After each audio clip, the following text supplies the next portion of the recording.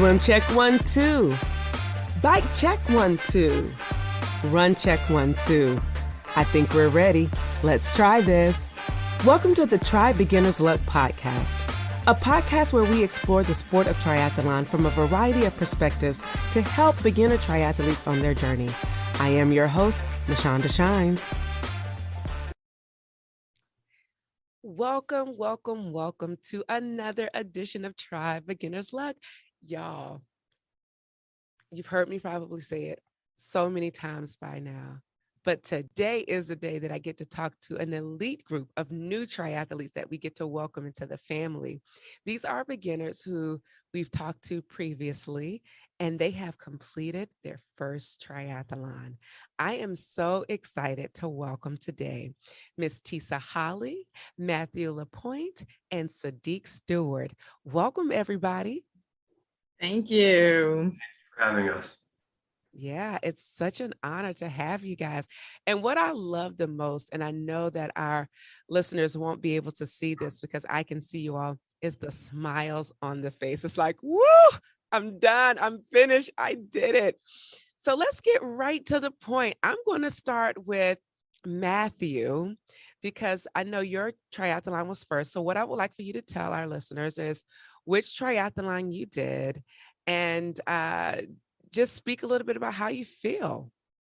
I did the Luray International Olympic Triathlon. Took place August 21st, I believe. And I think it went as well as I could have hoped and imagined. It was a little slower than my dream time, and it was, definitely better than my worst fears. So I think I landed right where I was supposed to. Absolutely, which means it's a PR because it's your first, right? So you got a personal record. Come on. So many PRs. Awesome. All right, we'll come back to you. But Tisa, tell us about your first race and where did you do it and what are your overall thoughts about it? Got it. Well, I did the Westfield Sprint Triathlon. It was Sunday, September the 12th in Chantilly, Virginia. I thought I was going to, or my goal, I'll say it that way. My goal was to finish within 2 hours, and I finished in 1 hour and 39 minutes. So I was definitely satisfied with that number. I was quite apprehensive about my swim. I was allotting 13 to 15, and I was able to get that done in 8 minutes. So, I was pretty satisfied with my overall performance for the first time. I mean, flip my bangs because that is dope. She's like 2 hours and I finished in 1 hour and 30 minutes. And then I was hoping for 13 to 15 minutes on the swim and finished in 8. Way to go, everybody. That is just so exciting. And I love the fact that you guys were able to give it your best shot. You both PR because it was your first race. So you were only up against yourself. And the fact that you were able to stick it out just shows so much about your willpower and everything that you had to overcome to do it. Now, let me make sure I heard this correctly. So Tisa, yours was a sprint, correct? Yes. And Matthew, yours was an Olympic or was it a sprint? Olympic. Okay. So we have 2 different distances here, which is really cool. So Matthew, I remember when we first talked to you a couple of weeks ago, you were talking about how you're a runner, you're focusing on the run, and then you fell into this Olympic, you fell into triathlon. What about this is different for you? And what sensation did you get as a result of doing 3 sports as compared to doing just 1? Yeah.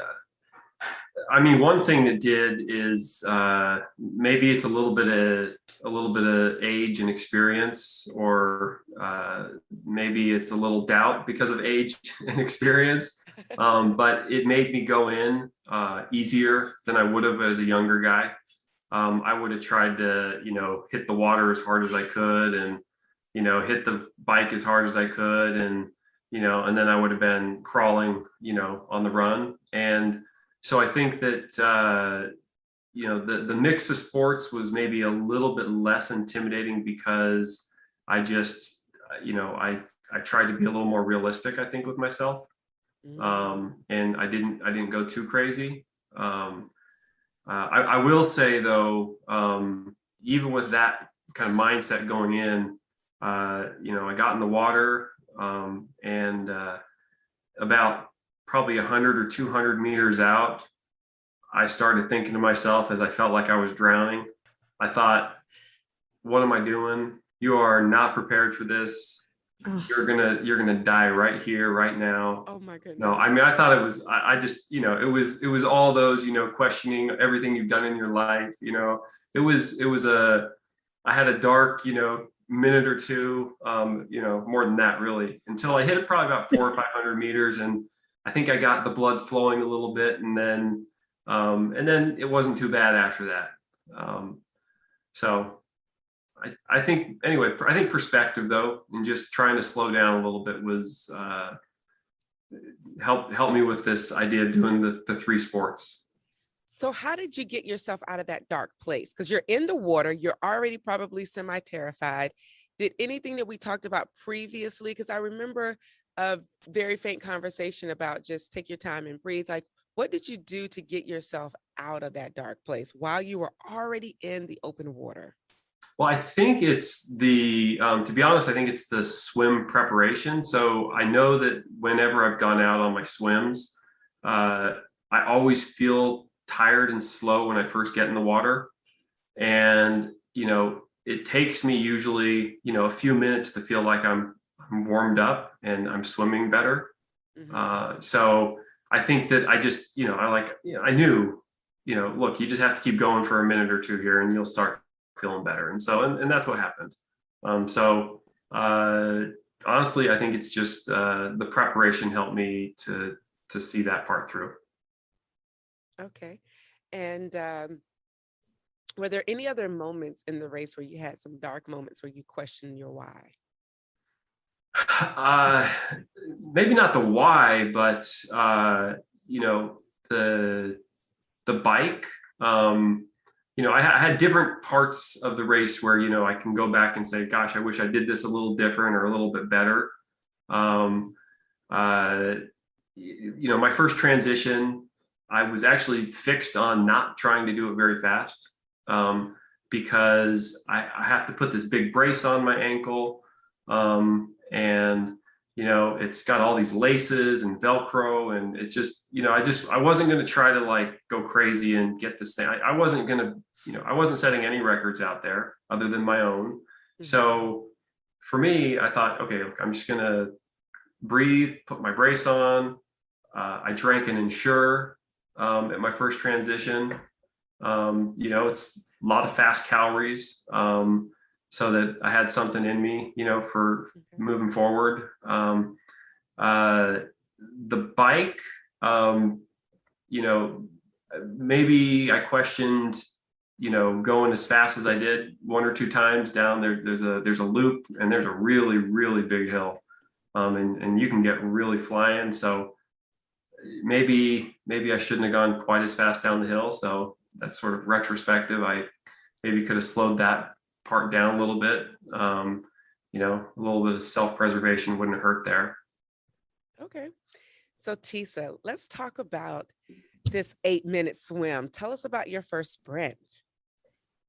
Okay. So I think because with mine, it was the lane, so 10 lanes.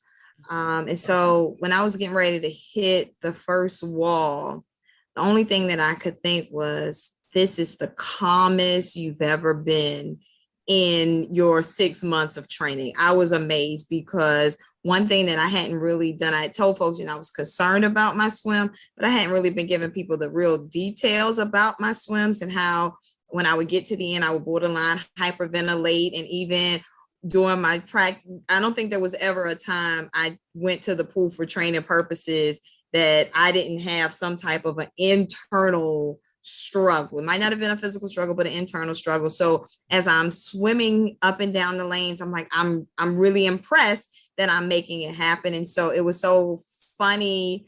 Once I got out of the water, I walked and I was walking saying like, you did it.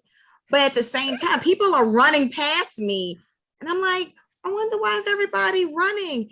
And then probably within 20 seconds of that moment, I'm like, oh yeah, there's still more race to do. I was just so thrilled that I had successfully made it through the swim part, didn't drown, didn't hyperventilate, that I was just kind of excited, thrilled. And then it was like, oh, right. And so then I began, like pick up some speed, so to hear Matthew talk about, that first transition being a little bit longer, mine was longer because of the fact that I just had to like bask in the moment that I did the swim part. And then like transition number 2 was definitely better when I like looked at the numbers and things of that sort. But yeah, I was really pleased. I mean, I knew I was gonna do it, but I think the ease at which I did it, I was really impressed with myself. If anything, it's like the training did pay off, and I have somewhere to build upon based off of this first try, especially with that swim component. Wow. I think what I love the most, and of course, we don't always have the time to do that, but that you took a moment and you just sat in the moment and you were present. That is amazing. And to your point of just, you did it. What an accomplishment. Swimming, I remember you mentioning, was one of the areas in which you have grown significantly, and it wasn't where you was most comfortable. And so you wanted to start in a pool swim. And so the fact that you came in there and you were calm, it's just a testament to show you how you work under pressure. Like that swimming in a race is definitely pressure under fire. So I just commend you. And then I commend the fact I can just picture you here getting out of the pool and like, with a smile on your face, like, I did this. And then you think, it's like as if you were having an out-of-body experience. You're like, oh, I got to keep moving. I got to go. Well, that was literally how it was. Literally. I mean, I just gracefully walked over to get my glasses and was walking towards the bikes. This is like, oh my gosh, pick up the pieces, girl. There's two more pieces of this to be done. Whoa, what a day. So tell me about your bike.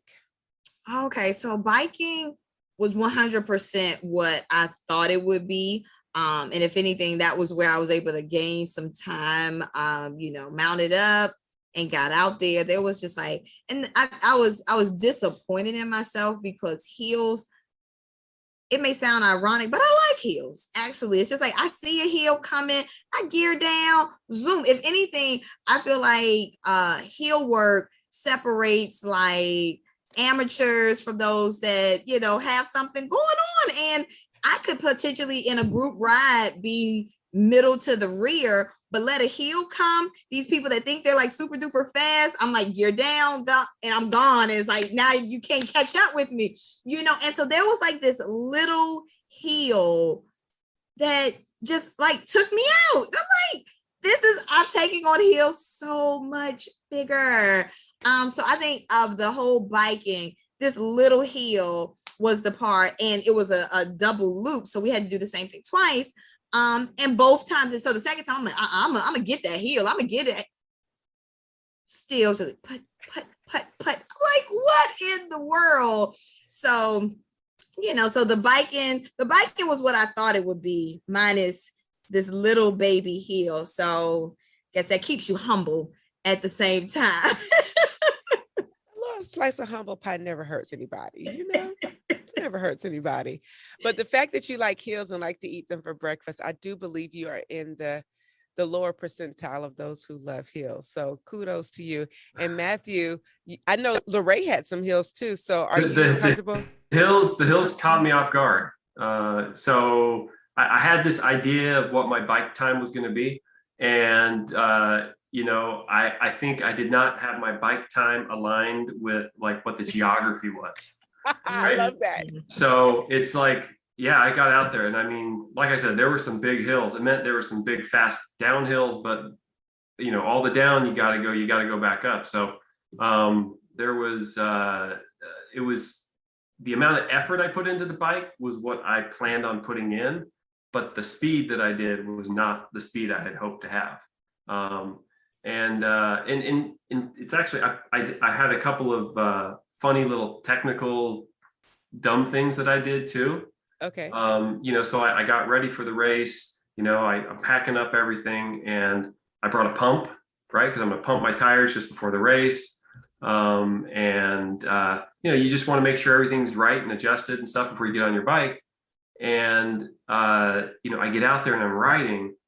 And as I'm going down this really big hill and just flying down this hill, I'm looking back and I'm kind of tucked and I can see the back tire is like kind of wiggling a little bit. And I didn't have a lot of great control. And it is the fastest I've ever been on a bike in my life. And that is not an exaggeration. Then I remembered I didn't pump up my tires before the race.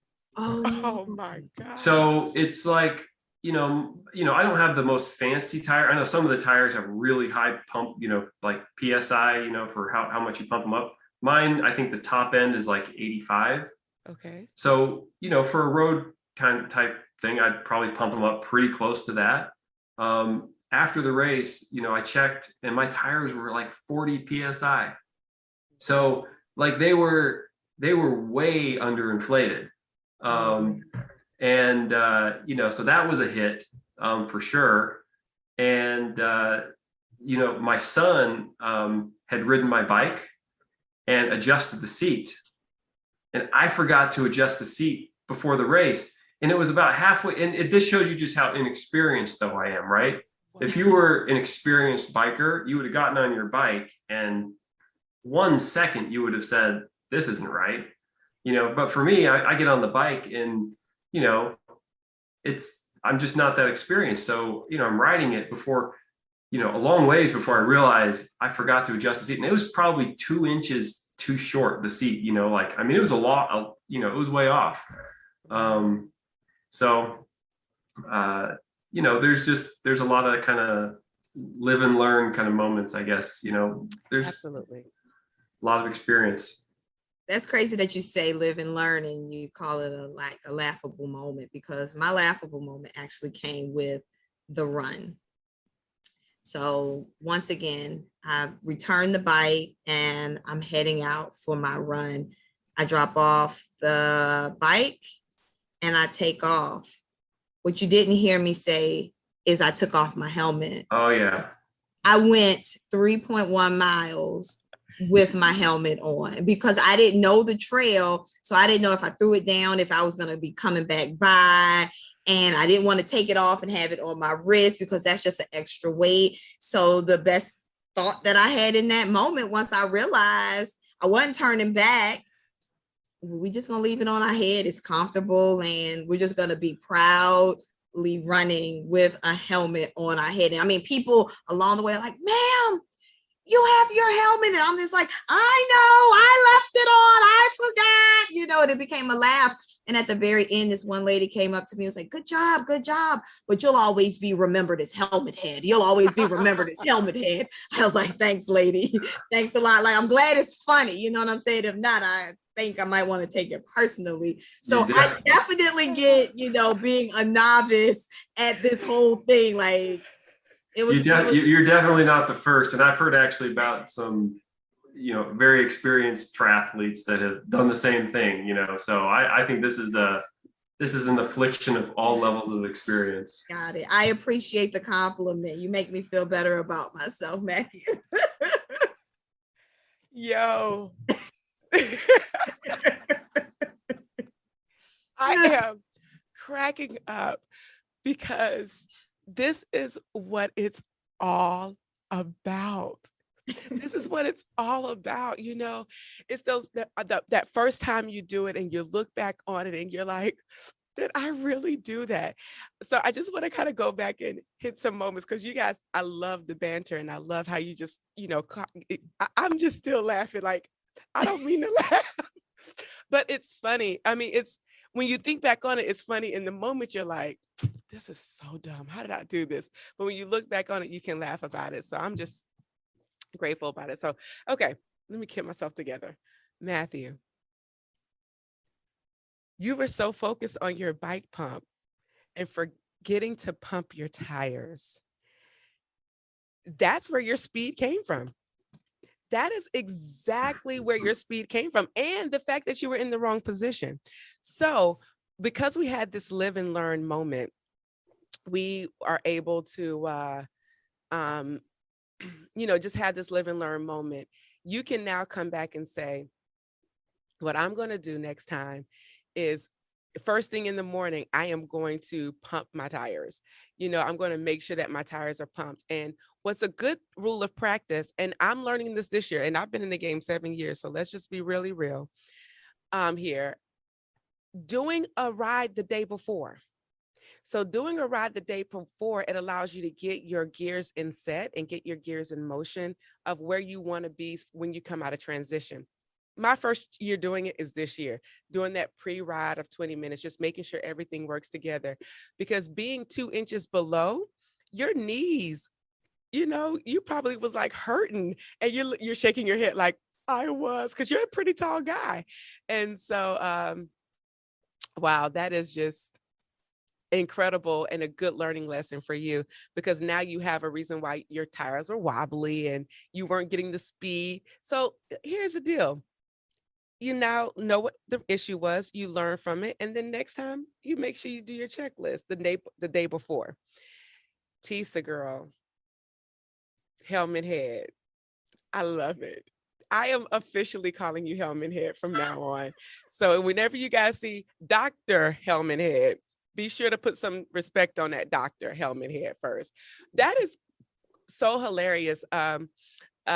Maria was telling me about her friend who did the bike in their wetsuit. Let me tell you, stuff happens. People, it gets wild out there in these streets. So you're not the only one, but you are officially Helmet Head. So welcome to the triathlon world, Helmet Head. Thank you. Welcome, welcome, welcome.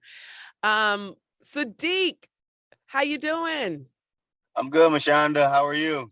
Good. Just to kind of Hi, catch everybody. Sorry I'm late. Hello. See, nobody even knew you were late until you said you were late, because we are always already in the podcast. Look at that. Oops, nah, I was here the whole time. I was joking. But this is a good thing, because I'm about to put your bike club out there. That's what KRT does. They show up fashionably late. So shout out to KRT for their members always being fashionably late. So if you invite them anywhere, just know they'll come stylish, yet fashionably late. All right, you can tell them I said that, and I'll get in trouble for it later, but I'm okay with that. So shout out to KRT. So tell us about your race that you did, and how did you do? Where did you do it at? So I did the Medford Lakes Triathlon. It's in Medford, New Jersey. I guess you would say it's a variation of a sprint. The swim was 450 meters. The bike was the bike was 20 miles, and then the run was a 5K, so 3.2 miles. It took me about an hour and 28 minutes was my time. Okay. I thought I wanted to do it in like an hour 40. So I did really well based on the standard that I kind of pulled out of the sky for myself. I was very happy. Like I think I executed the plan pretty much the way that I had set out to. The only thing that I think I would change going forward, I really underestimated that swimming. My swim was really short. But when I got like out of the water, I was like, oh my goodness, this is you know what I mean? But I'm strong on the bike, and I'm strong running, but that swim was like it was hectic. Yeah. And the swim but you're actually a swimmer, if I remember correctly, right? Oh, I grew up lifeguarding. So I swim. I'm a strong swimmer, and I did train for it, but I don't know. Like, you know what I mean? When you start out, it's like you're breathing, you know what I mean? Every couple of strokes. And like, as you get deeper in, it's like, now you're breathing every stroke. I had to be like 150 meters in, and I was already breathing on every stroke. Like, I don't know if I was like nervous or like what, but I'm just like, man, I need some air. Like, this is. Well, I'm glad you got the air you needed, my friend. Yes. Wow. So what did you learn while you were out there swimming? Did you, I know Matthew, he was saying how he was just like kind of rethinking life when he was out there on the swim. So what were you thinking about while you were on the swim? I just kept thinking like, I can't touch the bottom. You know what I mean? Like and you know what? My mom came and she bought my nephew, and he's just starting to get into like organized sports, or I should say he's starting to get to the age where he actually like cares about winning and losing. You know what I mean? We have all talks about not giving up and trying your best, and like, like let me stick. Like, you know what I mean? I'm like, let me stick to it. Stick to it. That was that was pretty much all that I had. I mean, I'm happy they showed up. I would have gotten through it regardless, but there was a little added incentive. Got to practice what you preach, right? Absolutely. I love that whole I needed some air. You trust and believe that will be on the social media. Have you ever been just like, I needed some air on the swim? I love it. So tell us about your bike, Saadiq. So I came out of the water ahead of, you know what I mean, like my teammates, and I didn't know that because, again, like I was struggling in the water, not really struggling, but it felt bad. So I got on the bike, and I remember sharing with you that like I really don't do well with wet feet. So I'm like, you know what I mean? Like I took a bucket and I was sitting on my bucket. I'm like drying my feet. I'm in between my toes. Like we ran off a beach. So I'm like getting all the sand off my feet. And like my bike transition what was indeed like time for me to sit down, gather myself. I drank some water, you know, and I jogged out pretty quickly. We were staggered by age and I guess a bit level. So a lot of the people that were ahead of me were older than I was. You know what I mean? So I was picking people off on the bike, which kind of felt good. But then like every once in a while, like somebody behind me pick me up, and I'm just like, yeah, I ain't got the language, you know what I mean? Continue. I did. Ooh, sorry, we're having some connection issues actually a little bit, so we'll let you get settled and we'll come back to you in just a second. Okay, sorry about that. No problem. So what I heard, or at least what I have heard through all of you, is you guys had these goals. Tell me, and I get the reason for setting goals, but it's your first one. So why was it such a need to put expectations on your first race? For me, I was trying to limit my expectations. I was trying to put sort of a cap so that I could finish the race and be successful. So it was important to think, you know, what's possible, so that I would, you know, I wouldn't try to swim as hard as I could. You know, if you swim too hard, right, then you end up, you know, killing yourself for the whole race. I think one of my friends who's a real experienced triathlete said to me that, you know, nobody ever wins a triathlon in the water, but a lot of people lose it there. So, you know, it's, you know, I didn't want to go too fast in the water. And you know, I sort of just carried that through to the bike, you know, like, you know, if you go out there and you think that you're an athlete, you know, at an age and a fitness that you're not, you know, you're gonna regret it. And, you know, so to me, that's what it was about. Setting those goals was to really finish the race in a better way than I would have, I think, otherwise. Okay, Tisa? Yeah, and I would agree with Matthew, having never done it before and just training with yourself and knowing what you're able to do. I think for me, by setting out like the goals was to just make sure that I didn't allow myself necessarily to slack off if and when it got challenging or potentially want to quit. I knew I wasn't going to quit, but to just lighten up the load or like, oh, well, and come up with excuses by just knowing kind of what's my range of how I wanted to finish each one. It kept me pressing, and it was really just pressing against myself and nobody else. Okay. And Saadiq. I agree with what Tisa said. Definitely set some goals for myself to try to make sure that I push myself. I knew that I definitely was going to finish because I wasn't going to quit. But I wanted to make sure that when I got finished, like it could be a time that I could be, like somewhat proud of. And then being a competitive person, I also wanted to beat, like the guys on my team or the guys that I did the race with. So that was important to me as well. So without those two things, like you kind of just run the risk of just being there, and I didn't want to do that. So You needed some bragging rights. Oh yeah, and I did beat them as well. So I like want to put that out there. Oh, okay, okay. Did beat them. I mean, do you want to add some names so it can be all out there? You want to put them on blast? I mean, if you froggy jump, come on. No, I won't name any names. They are my friends, and I kind of coerced them into doing the race to begin with. So I'll leave their names out. The next one, I'll name names. Exactly. They know who they are. I love it. Okay, so we've done this race. We finished it. We checked off our goals. I want to know, what was your favorite part of training? Jump in first on this one. My favorite part of training was honestly like the first time that I did a brick. I just was like, oh, that wasn't so bad.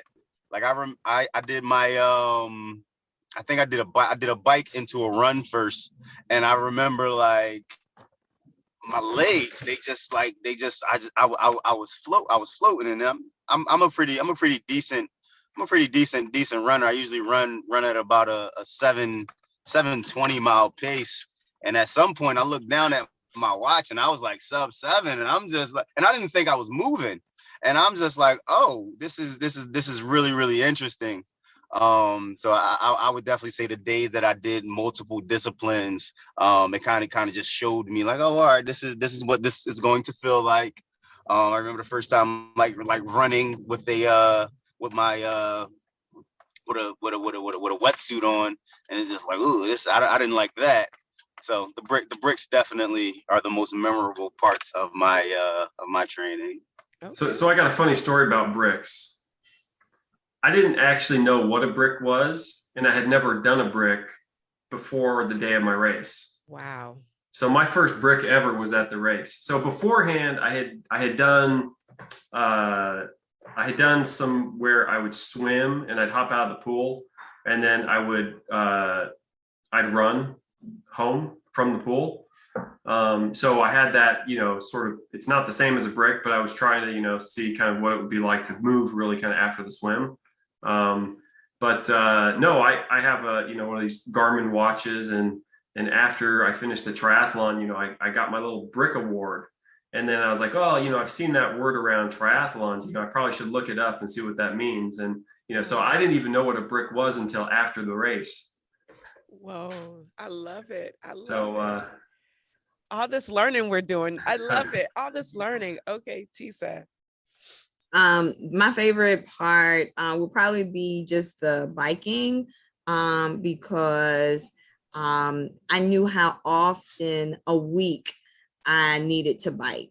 And so it was good from the standpoint of I got introduced to so many different biking clubs,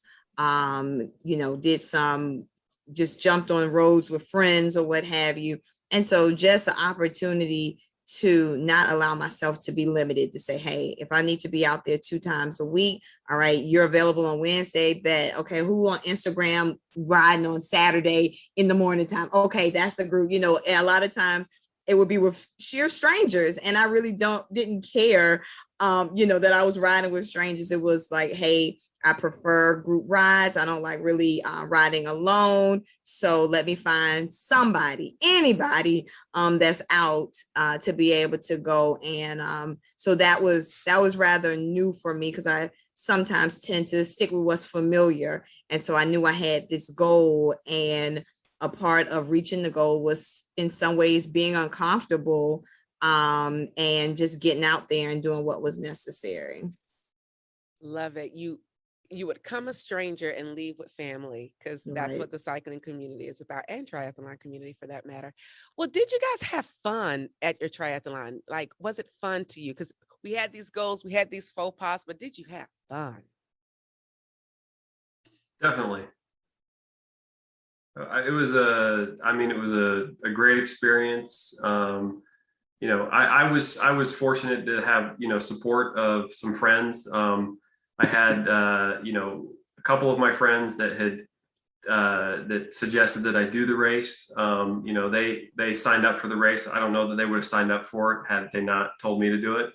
Mhm. And another friend that I worked with was in the race, and they're all great athletes. And so leading up to the race, a lot of good advice. So I was just lucky to have some real experienced mentors, to look to, so that I could ask people if, about my training plan, or, I had a friend of mine that took a lot of time to, walk me through the whole race and explain to me, the transitions and, just kind of all the technical stuff about the races that you don't think about, about getting your transition areas set up right. And, just the different kind of things you might run into during the day. Nutrition, while you're out, for, doing a distance, you burn a lot of calories. So anyway, I was really grateful to have, a lot of support around me. Yeah, I would say I had fun. I would also want to give a personal shout out to Michanda, because when I woke up that morning, I had a text from her, and she basically said, "You've trained, now have fun." And I am the type that I could get so laser focused on my goal and drive that I forget to have fun along the way. So it was just like to start my morning with those instructions, if you will. I was like, okay, have fun. Then like another text came in and it said, have fun. Then these two girls at the hotel where I was staying, they came up to me, heard this is your first triathlon, just have fun. And so that started to become the theme that everyone was saying morning of. And so I'm like, okay, get out your head and just simply have fun. And I naturally smile. And so when I got to the run and was starting to kind of fizzle out, I was still smiling. And so there were people assigned to the trail to, cheer you on and things of that sort. And so as I was coming along with my helmet on my head, I was smiling, and they're like, oh my gosh, she's smiling. How could you be smiling at a time like this? Then when I came back and passed that same group, they're like, you're encouraging us. Oh my gosh, you're running and you're smiling and you swam and you. And what they didn't realize was by like just acknowledging my smile, I'm like, I'm helping somebody else, but they're also helping me to remain focused, to make sure I have my fun, to make sure that I finish, but, just truly take it all in, so by the time I got to the finish line and the only thing I could say was I did it, I'm like, and I had fun. Like I didn't stress myself out in the process. It was just like, just get in there, do your very best and enjoy this whole experience because you worked for it. And now you're at the finish line. Like, girl, you did that. I'm here for it. Saadiq smiling. He's like, of course I had fun. No, I am laughing. Did you say you were running with your helmet on? Yes, indeed. I ran. I missed the whole helmet hair joke.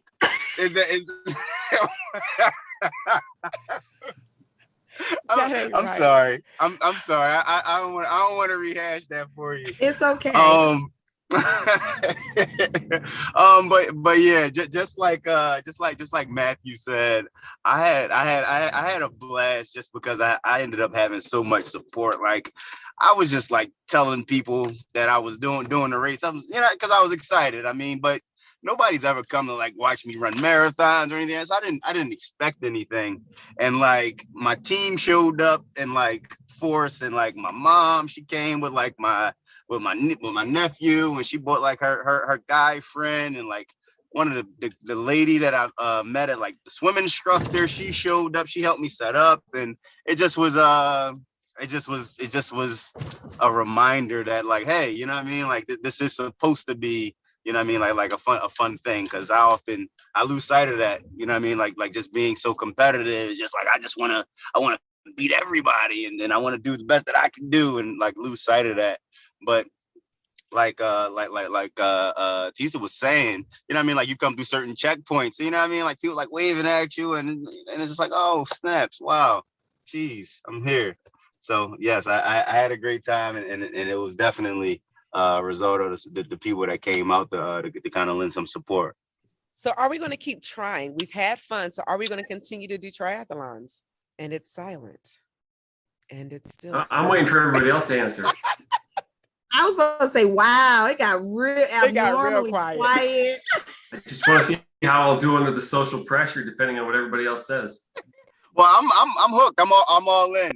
One of my teammates, he wants us to do a half Ironman next June somewhere down in Virginia, and I'm like, I'm all about it. So I'm in. I'm in for the long haul. So he skips the Olympic and goes straight to the full Ironman. Yeah, well, you know what? I'll get an Olympic in to practice. But I think that the full Ironman is my ultimate fitness goal. And I'm gonna keep going until I get that. So okay, I love it. I love it. Matthew. I'd lean towards no pressure, Matthew. Oh no, I'm so I got to be careful because my wife might listen to this, and if I tell her that I'm going to keep going and doing more triathlons, I might get in trouble. But I think that there are more triathlons in my future. So I don't know. I don't have a race yet, but we'll see how I do over the winter, and what kind of training I can get in, and who knows. But I expect to do another. Awesome. And the lady of the hour, come on. Yeah, I could definitely see me doing it again. I think the easier side of me is to do like a relay. But then having done it, I'm like, you could do this again. I'm like, I think for me, it boils down to, but do I want to?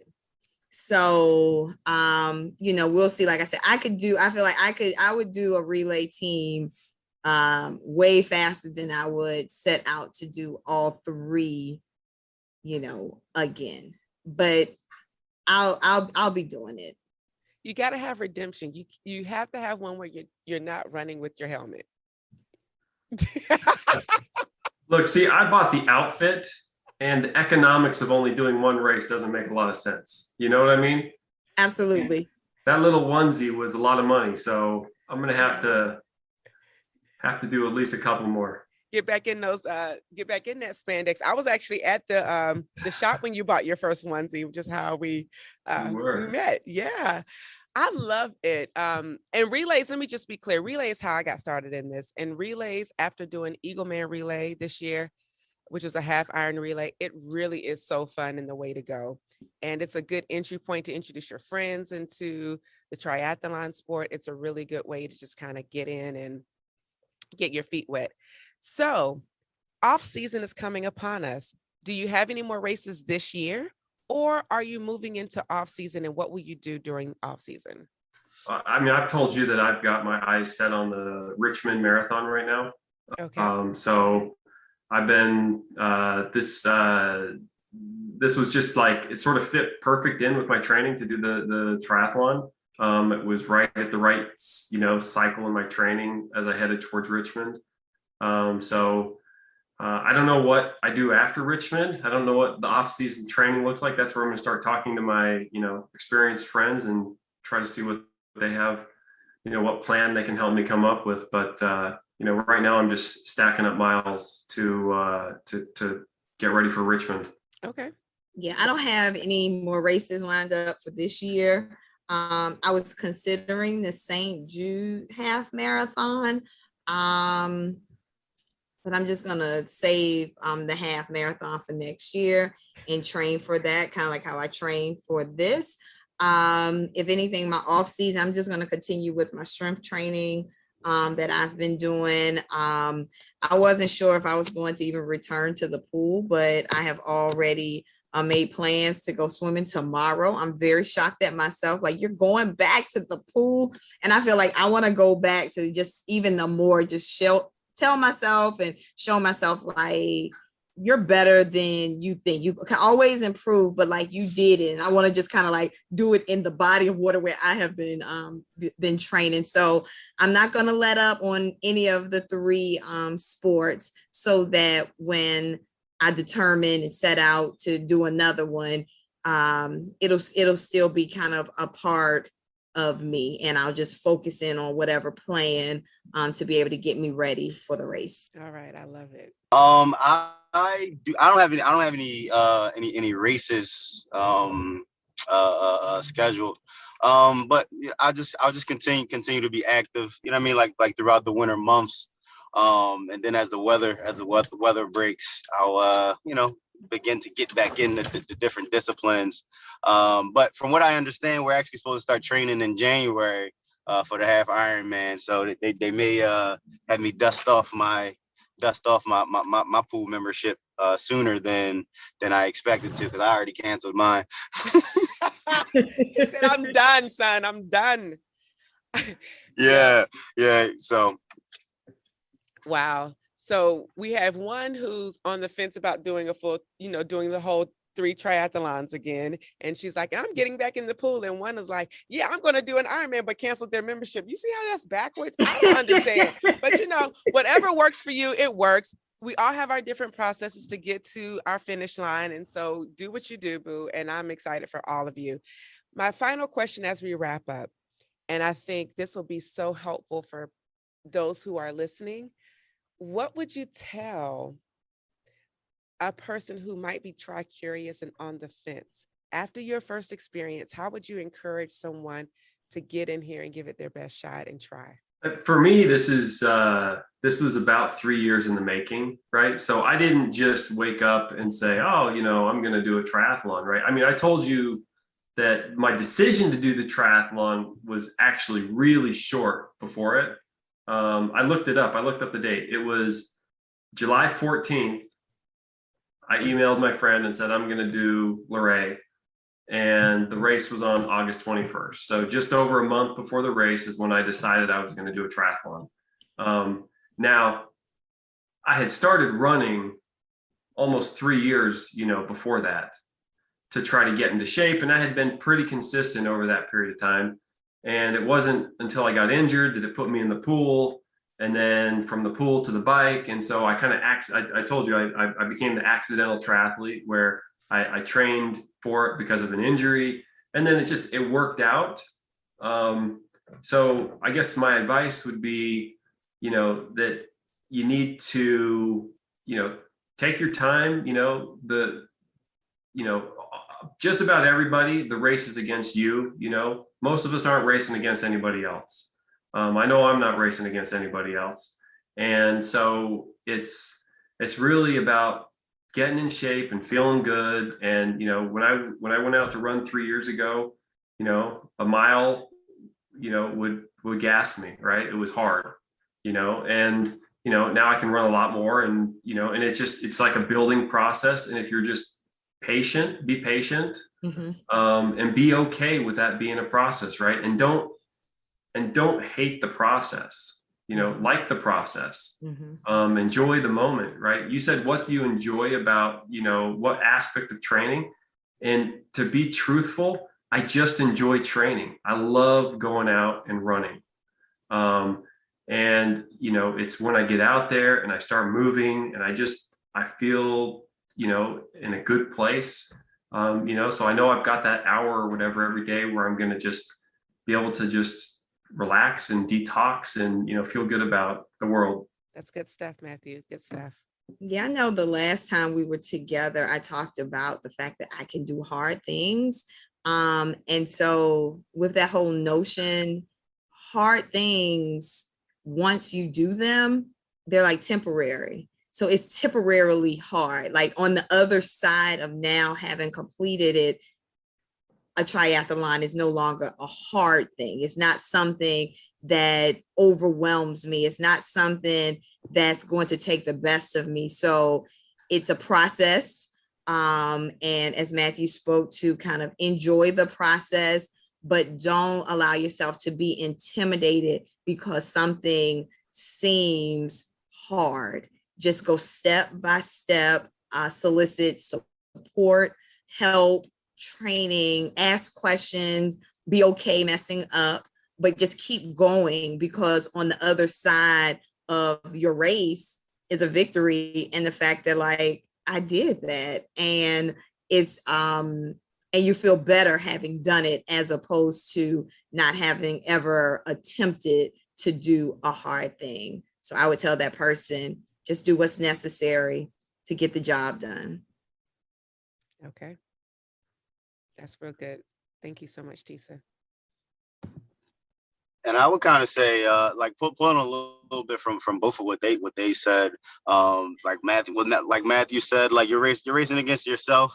Nobody but yourself. So whether you're doing this because you want to improve your physical fitness, your mental fitness, whatever it is that you want to accomplish, kind of set out with that goal in mind and tackle it. I think that the community that you begin to surround yourself with also kind of lends to the thrill of it all. I say all the time, like I started riding my bikes, like I started riding with KRT just as an alternative to running so much and pounding on my knees, and now it's like I probably ride my bike more than I run most of the time, and it's really because of that community that I was able to build. So in training for the triathlon, I met a woman that instructed me on the swim side, who's become a friend. I met a woman that swims at the pool she's an older woman. She's done like 4 Ironmans, and she's like still going. So just the community that you can build.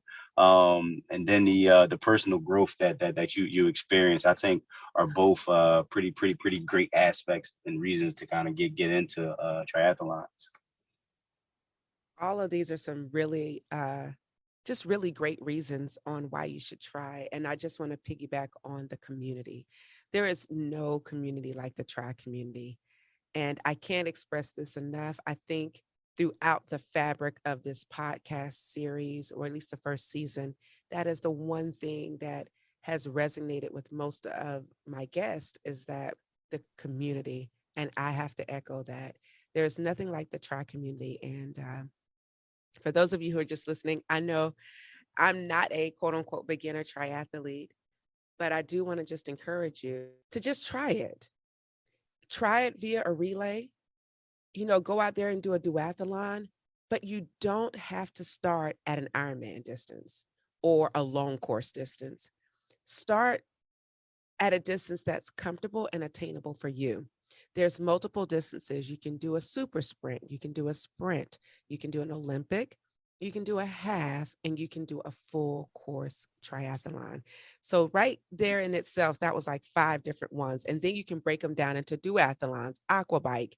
There's multiple variations for you to get in and just test the water. But what I will guarantee you is the moment you go out there to either volunteer, do a relay, or to do your first race, you will be hooked by the electrifying atmosphere that a triathlon brings. So I encourage you to go volunteer. Look, see, go cheer on your friends, support them, and let that be the hook that draws you into this beautiful sport. Well, that is it for us. Thank you so much for tuning in. Thank you so much, Tisa, Matthew, and Saadiq, for coming on again to share your stories. And we just look forward to keeping We look forward to following up on you next year and seeing where this journey takes you. This is not the last time I hope that you will be on Try Beginner's Luck, but I am just so grateful that the journey for you guys is really just beginning. So thank you so much. And remember, whenever you try Beginner's Luck, you always win. I'm MichandaShines, your host, and I'm out. Have a good day. It's the most wonderful time of the year, but it's also that time of the year where we start to think about resolutions. So let's commit to you in 2022 with the No Limits Resolution Challenge starting from January 3rd through February 27th. This challenge is designed for beginners and features 8 weeks of training to help jumpstart your routine after the holidays. Are you ready?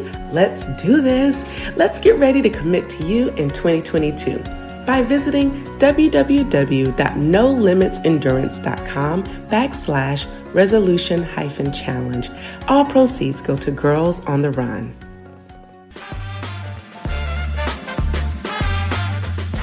Thank you for tuning in and listening to this episode. We need your help so we can continue to try at TBL. So for more information on where you can find and subscribe to this podcast, visit www.trybeginnersluck.com. And don't forget, whenever you try Beginner's Luck, you always win.